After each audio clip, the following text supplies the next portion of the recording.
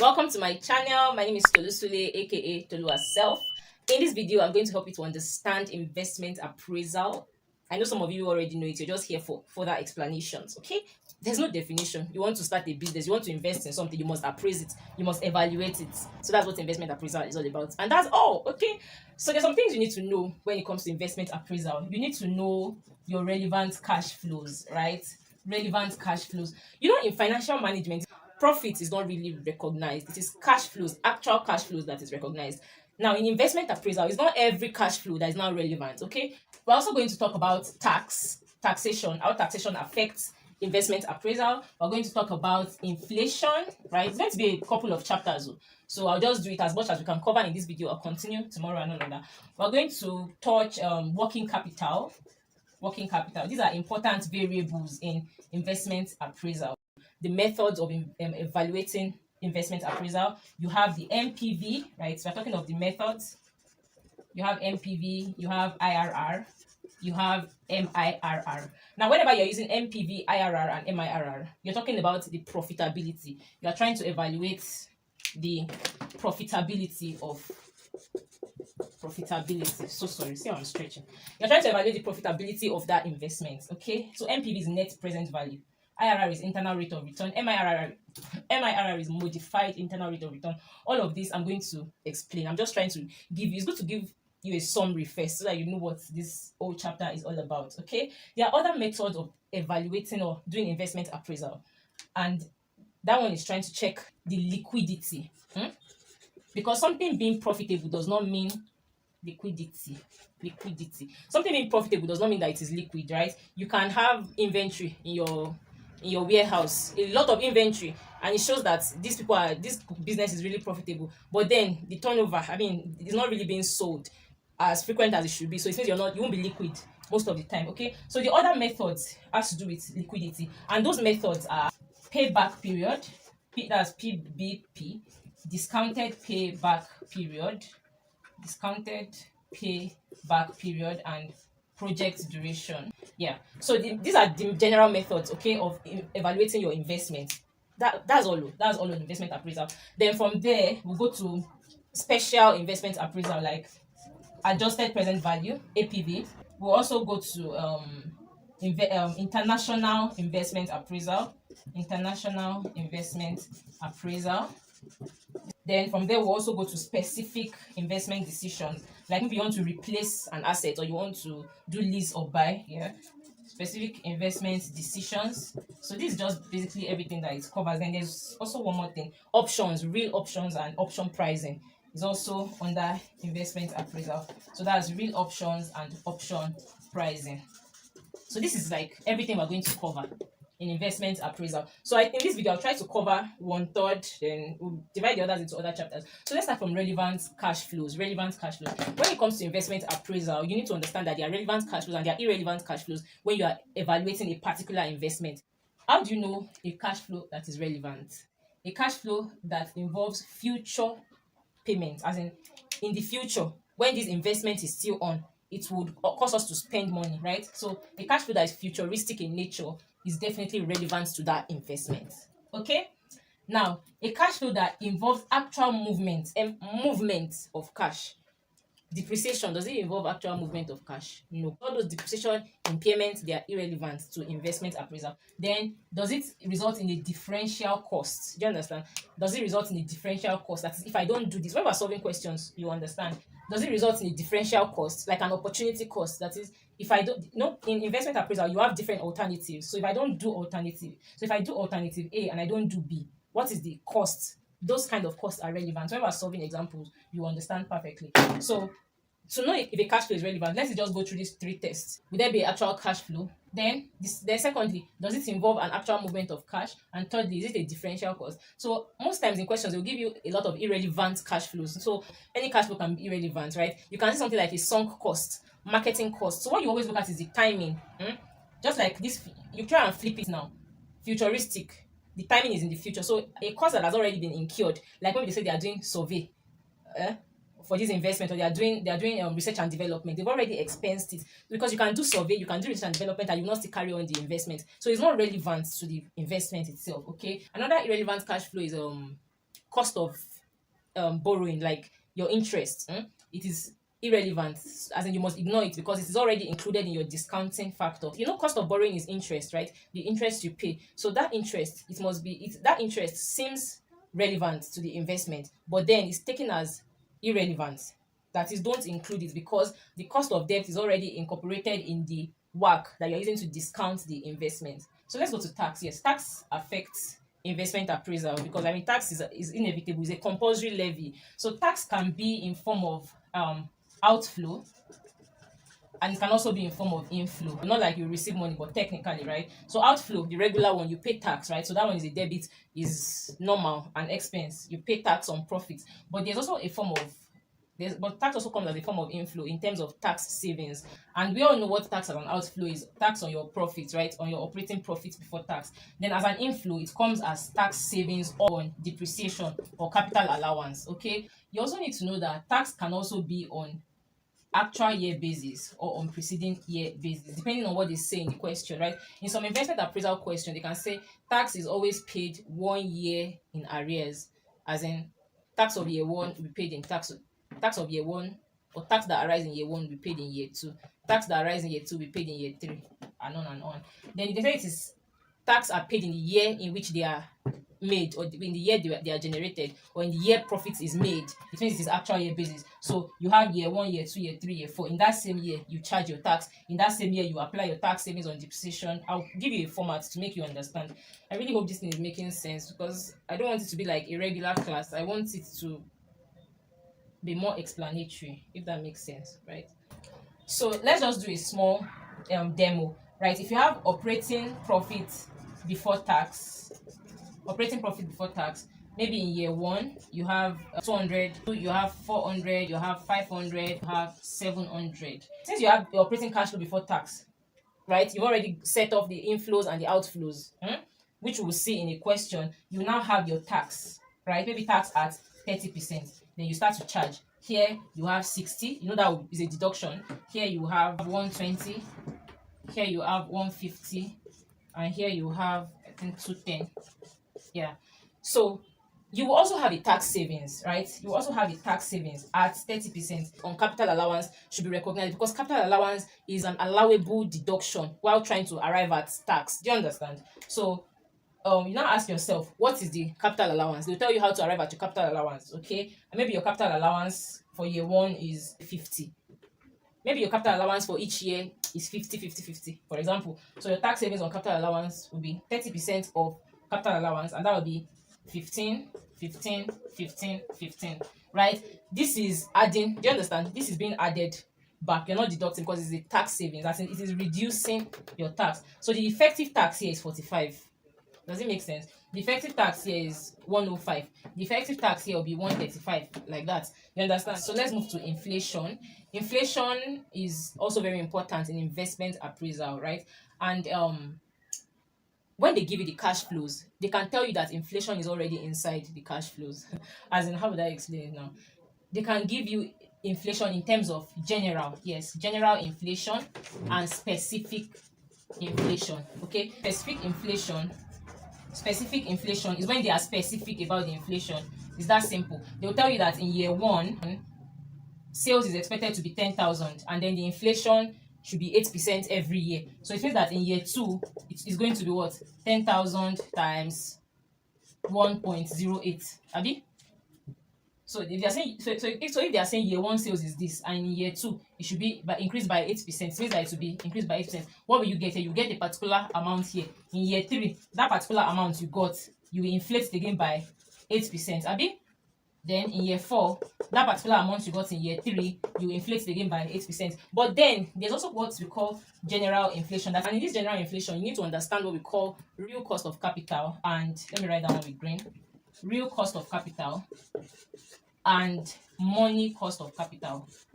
Yes, real cost of capital and money cost of capital. So sometimes they will give you the cash flows in real terms. When they give you cash flows in real terms, it means that there's no inflation involved. That's just the amount today, no inflation involved. So that's without inflation. That's when it's real. Then when they give you in money, right? Or is it money? They call it money cash flow or normal. Yes, money or normal. So real, the way it is, as in without inflation. Then when they give you money cost of capital or normal cost of capital, it is with inflation. So if they give you money cash flows, that is with inflation, you must discount using money cost of capital. You know that this investment appraisal is all about discounting. It's all about discounting the future expectations to the language you understand today. There's a video on my channel on converting from present value to future value and future value to present value. So what I'm trying to say is that investment appraisal is about discounting those future expectations to today's value, to present value, so that you can now see that is the investment worth it or not? You understand? Because when someone is telling you you're going to receive 10 million in 5 years' time, please discount it so that you know the present value, because by the future it might not be worth anything. So there's a cost of capital they used to discount. Exactly, that's where cost of capital. I think I'll have to do a video on cost of capital.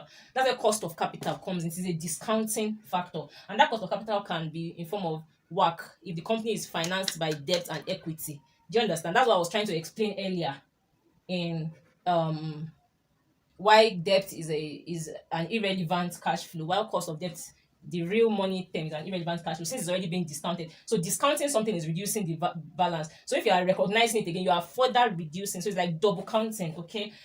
So what was I trying to say? Okay, I'm saying that when you are giving real cash flows, we're still talking about general inflation. We are done with specific inflation. General inflation, when you are giving real cash flows, you must always discount with real cost of capital. When you are giving money cash flows, you must discount the money cost of capital. The examiner will always specify. Now, there's a relationship between real and money. You can move in between, and it is represented by the formula called Fisher's or Fisherman's formula. Yeah, and it says 1 plus M equals 1 plus R times 1 plus I. Okay, so this is the formula. I don't know if you can see. I hope my flash is not hitting this thing. 1 plus M equals 1 plus R plus 1 plus R I. Now this M is the money cost of capital. This R is the real cost of capital. And this I is inflation. So this is where general inflation comes in. That's why I have to explain it all this way back here. Do you understand? So this is where your general inflation comes in. So the examiner will tell you that the general inflation is maybe 5%, as in on everything. You know, for specific, they'll tell you that maybe your material cost, this is how it is being inflated. Your revenue, this is how it is being inflated. Your variable overhead, this is how it is going to be inflated. But when they just give you general, you understand, you now have to go and check. If they give it to you in general, they give you a general inflation of, let's say they give you a general inflation of 5% of every form of cash flow, and they now give you money cost of capital, right? Maybe they gave you money cost of capital at 10% to discount, but they now gave you all the actual cash flows. They gave it to you in real, but they're giving you money cost of capital. So you have to convert those real cash flows that they gave you to money cash flows so that you can use money cost of capital 10%, which was given, to discount it. Okay, let me go over it again. I'm sorry for the dog that is barking. So I'm saying that, for example, you are told that your general inflation, anytime you see general inflation in investment appraisal, just know that there's no specific inflation. They generalize it. So always look out for the kind of cash flows they give you. Because they just want, it's just common sense, but the examiner want to put a twist in the question. Do you get? So they can either give you your cash flows in money cash flows, which involves the inflation already, or they give it to you in real cash flows. So if it already involves the inflation, then inflation is useless. They just give you inflation just to deceive you. Do you understand? But if they give it to you in real cash flows, you have to incorporate that inflation. You have to start inflating everything, every cash flow by 5% to convert it to money cash flow. So let me do an example. Let me rub off this place. So let's say in year zero is always today, right? Let's say they spent 100. There'll be an investment of 100 as in cash outflow. Then year 1, let's say 50 inflow. Year 2, let's say 80. Year 3, let's say 90. Year 4, let's say 100. They are now telling you that all these cash flows are in real, as in inflation has not been involved. They are in real cash flows. All this, the examiner always say that. Then what they will do is that they will now tell you that to discount, because there will always be a discounting factor. Except if it's a very big question where you have to calculate your discounting factor. They now tell you that your money cost of capital is, let's say, 10%. Use 10% to discount these investments. You use to discount these cash flows. Not that your general inflation is 5%. If you don't know that this money cost of capital is useless to discount, you will just be discounting. Why is it useless? Because it's money cost of capital and this is real cost of capital. This is real cash flow. So there are two ways we can go, and the best way to go is not to tamper with the cash flows. Tamper with the cost of capital. Go and look for real cost of capital to discount real cash flows. Or if you like, tamper with the real cash flow so that it can suit the money cost of capital. But if you want to look for the discount factor, which is the real cost of capital, not money, that suits discounting this one, you have to go and bring in your Fisher's formula that says 1 plus M is equal to 1 plus R times 1 plus I, which is general inflation. All your variables are given. You just solve and get your R. Do you understand? Should we solve it? So that's 1 plus 10% equals 1 plus R is what you are looking for times 1 plus 5.5%.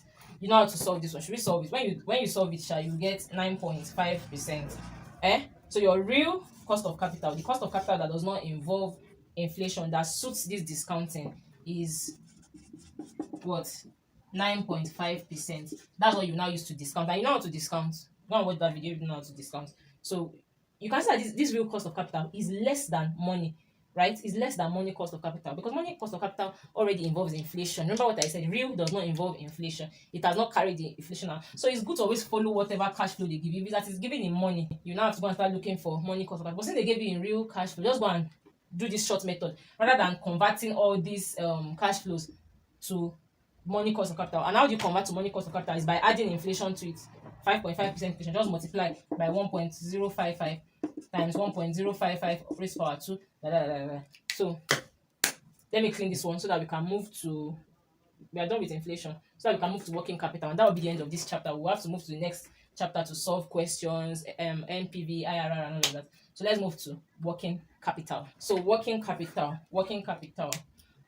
What's working capital? In accounting, they told us that working capital means current assets minus current liabilities.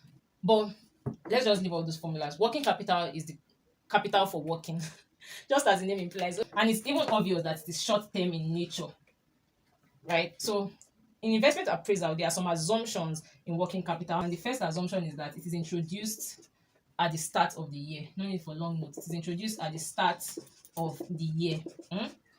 And it is recouped at the end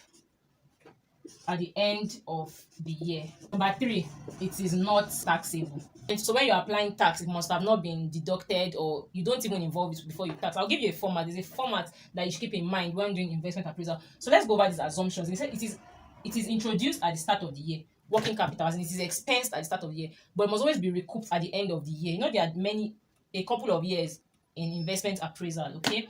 So let's say there are 4 years. So if 50,000 is introduced at the beginning of year 1, it means it must be recouped at the end of year 1.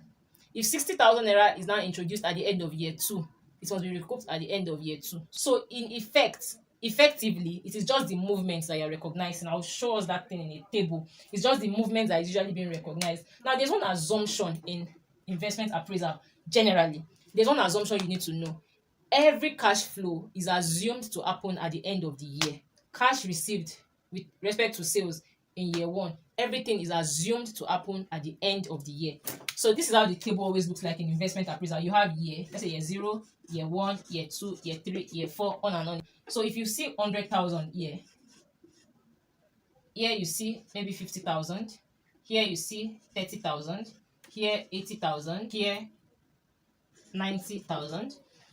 And in year 0, usually is always the investment year. Year 0 is just, there's nothing like year 0. Year 0 just means today. It's just used to represent today, now, what is happening initially, right? So year 1, this money received, cash flow received in year 1, as in maybe all the sales that the company made with respect to that investment, it is assumed that it is on the last day of the year. Okay, so if something is introduced in the beginning of the year, in the beginning of year 1, recognize it as year 0. If something is introduced in the beginning of year 2, recognize it as year 1. If something is introduced in the beginning of year 3, recognize it in year 2. Okay, so let's go back to working capital. I'm getting tired. I just go back from work. This is 5 minutes past 9 already. So in a typical question, they'll tell you that working capital is maybe 20% of, they'll write it, you read the question, we'll solve a big question for in subsequent chapters. They'll say maybe working capital is 15% of sales every year. So how do you treat working capital in investment appraisal? You always have a separate working note. So let's say these are the sales for the years, for the 4 years. Remember the assumptions. So you have your year 1, year 2, year 3, and year 4. In year 1, don't forget you introduce. So introduce it, as in expense it in year 1. So 20% of sales of year one will be what? 20% of 50,000. That should give us 2 times 5, 10. That should give us 10,000. So this 10,000 should be introduced in what? Year one. But anything introduced at the beginning of the year is recognized as year zero.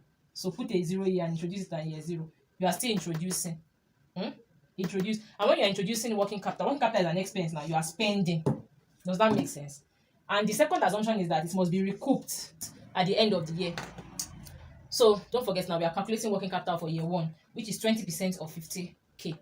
So the working capital spent in year one is 10K, but it must be introduced at the beginning of year one. And the beginning of year one here is year zero.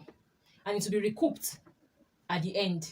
That is working. The reason for the assumption is that, which lecturers might not say in the class, but the way I understand it is that working capital is very important to run a business. If there's no working capital, if your current assets cannot meet your current liabilities, then you're not in business now. You understand? So it must be recouped at the end of year one. So that one can fall in year one now, because the general assumption is that every cash you see in every year happened at the end of the year. So it can stay here. Does this make sense? Recouped means it is being earned back. When you sell, you earn your working capital back. So it's not an expense. Recouped. I'm trying to show you the reason why it's the movement that you take to your investment appraisal. Then let's go to year two. Let's calculate our year two working capital. Year one has been sorted out. 20% of 30,000. That will give us 6,000. 2 times 3 is 6. So that's 6,000. So 6,000 must be introduced at the beginning of year two. 6K must be spent at the beginning of year two. To recoup it when? At the end of year two. You don't spend it, you recoup it, you gain it back. Introduced at the year beginning, recouped at year end. Does that make sense? So let's move to year three. 20% of 80K, 20% of sales is what? That would be 40. 2 times 8 is 16. So that would be 16,000. Year three, it must be introduced at the beginning. The money must be available at the beginning. That's the concept. So you have 16K and you must recoup it. That's the assumption at the end of year three. Year four, you have 90K. So 20% of 90K, 2 times 9 is 18. You have 18K at the beginning of year four, which will fall in year three.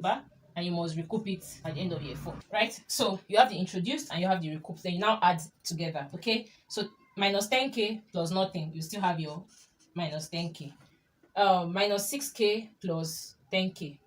I'll explain this, right? But let's just do the calculation. Minus 6K plus 10K, you have your 4K. 10K here. You have 2K negative. The last year's one should always be positive. This is one way to know whether you are wrong or right. This one should always be positive. So this balance here is the movement in working capital. This is what you recognize. You don't need to do all these ones. This is what you carry to your investment appraisal format, which I'm going to give you before we solve question. Okay, so this is what it means. At the start of the project or at the start of year one, you needed 10K. You introduced 10K. The actual movement was 10K. You needed 10K. You don't have any money before. You actually moved out 10K to spend. Okay, then by year two, you needed 6K. But that 10K that came out of it, don't forget at the end of the year, you earn it back through your sales. That's the assumption. So since you've earned that 10K back, keep it inside your purse. At the start of year two, you needed 6K. It means that from that 10K, you can spend. You don't even need to add anything. You have a surplus of 4K. That's what it means. But who has time for this surplus of 4K in exam? Just do this one. Introduced and recouped. Introduced at the beginning, recoup it at the end. Introduced at the beginning, recoup it at the end. Introduced at the beginning, recoup it at the end. Introduced at the beginning, recoup it at the end. Add it. This is your actual movement. This is actual movement. As in, Elola no gongon. You're not Yoruba, sorry. All these things are real life things. I mean, it's human beings that came up with them. So I always say all these book things cannot kill my vibe. It cannot stress me. I will find a way to understand. So find your own way to understand it. So what I'm trying to say is that at the beginning of year two, you needed 6K, just 6K, but you have recouped 10K. So from that 10K, you will spend your 6K. That's what the explanation just means. Okay, so you have extra 4K. But at the start of year three, you needed 16K. And what you're able to recoup that year is only 6K. So you have to add 10K extra. And you can see here you have to add 2K extra. Here you have to add nothing extra. Do you understand? So that is how working capital works. So all those explanations just tries to tell you why you are recognizing movement in working capital. Even if you take it to your table like this and go and start writing it like this, you also still get the same answer. I mean, you minus then add back. You still get the same answer. But it's just the arrangements, you understand? You can't just put 10K on that 10K and so the whole summary is that you must introduce it at the beginning of the year That is, you must spend it at the beginning of the year and you must recover it at the end of the year. Okay, introduce at the beginning of the year and recover it at the end of the year. Introduce at the beginning, recover at the end. Introduce at the beginning, recover at the end. Introduce at the beginning, recover at the end.